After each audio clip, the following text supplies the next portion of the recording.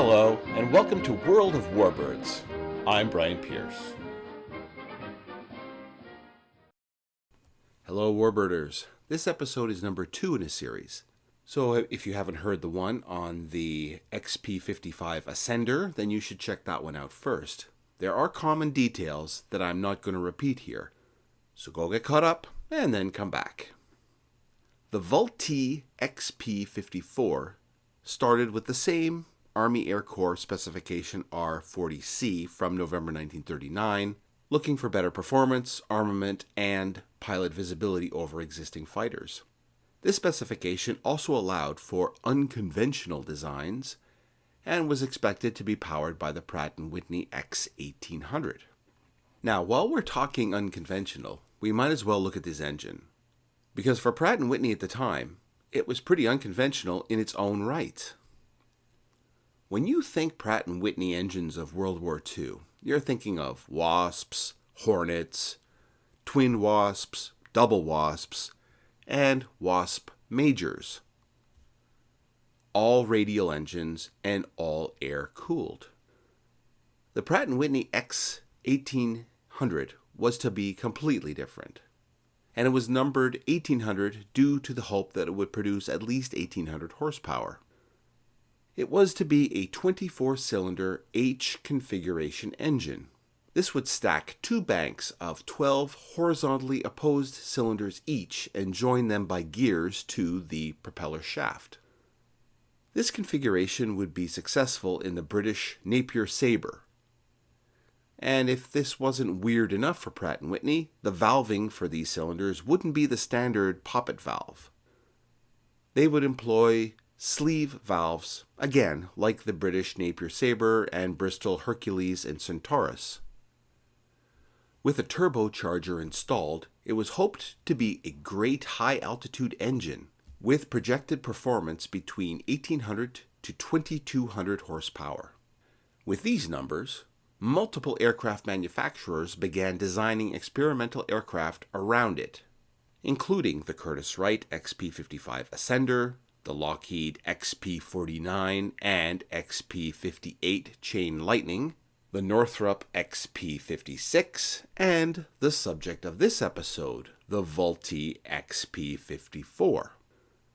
Now, when it comes to innovation and out-of-the-box thinking, Vultee really grabbed for the brass ring with their proposal. And the XP54 actually got top points from the Army in the competition, because, at least on paper, the XP54 had a lot going for it. Performance was to be an impressive 510 miles per hour, with 500-mile range and a ceiling of 37,000 feet.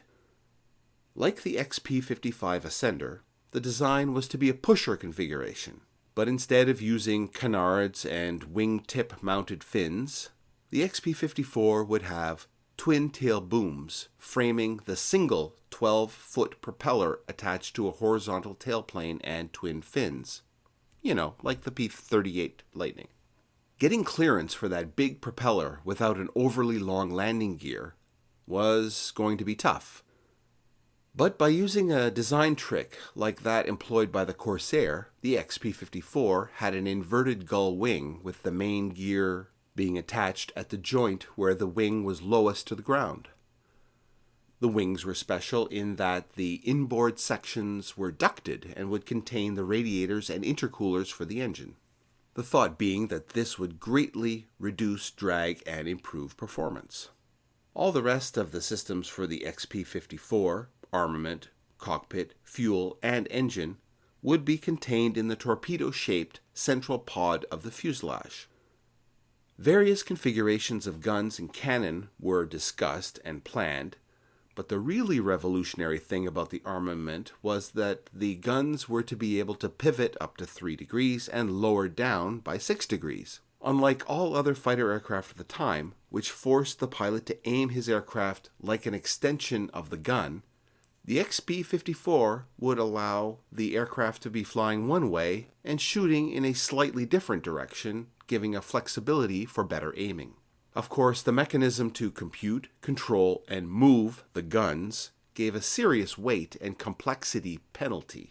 Now, like all the pusher-type aircraft, there was the problem of that meat chopper being behind the pilot if he ever needed to bail out. Vultee came up with a different way of protecting the escaping pilot than utilizing a propeller release mechanism. Vultee built in a sort of downward acting ejection seat that would drop the pilot and his seat through the floor and below the propeller arc. Now that you know that, then the next feature will be a bit less surprising. Rather than climbing up and into the cockpit like any other fighter that you've ever thought of, the pilot of the XP-54 would activate a system that would lower his seat out the bottom of the plane, and then he would get in, tighten his belt, and then be raised up via electric motor, kind of like those motorized chair-climbing seats for seniors. A bonus was that the cockpit was to be pressurized. In October 1940, there was a setback. The promised engine for the plane, the X-1800, was cancelled, as Pratt & Whitney decided to focus on the suite of aforementioned radial engines that we all know them now for. So, seeing as the aircraft had been built around the X-1800, that was annoying.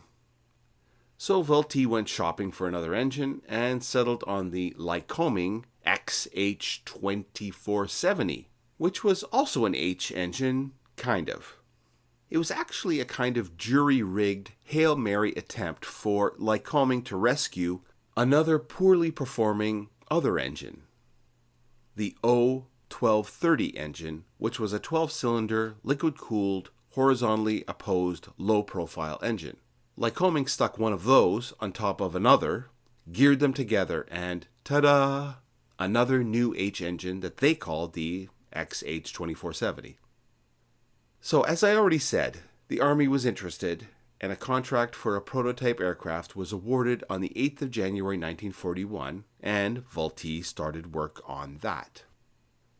However, in September of that same year, the mission of the XP-54 was changed from mid-altitude to high-altitude interception, which meant that a turbo supercharger needed to be added, plus heavier armor. Vultee went ahead and incorporated the changes. Things looked promising enough that a second prototype was ordered the next year on the 17th of March 1942. Somewhere along the way, the aircraft picked up the nickname of Swoose Goose. Supposedly, there was a song about a bird that was half swan and half goose. So, Swoose. Right in the middle of the Swoose Goose program, the XP-68 Tornado was proposed. This was a Swoose, but powered by yet another engine, the Wright R2160 Tornado 42-cylinder radial engine that would be driving a set of contra-rotating propellers. And guess what happened? Yes, the Tornado engine was canceled, and so was the XP-68 Tornado, so forget about that one. Finally, the first prototype, serial number 411210, began flight testing on the 15th of January 1943, and the results were disappointing. At the same time, the XH-2470 engine was also canceled. There was thought of now using still another engine, the Allison V3420, but that would require major airframe redesigns.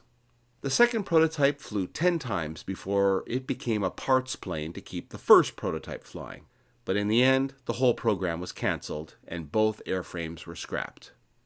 After all of these failed changes, I wonder how many Vultee engineers and draftsmen had gone completely insane.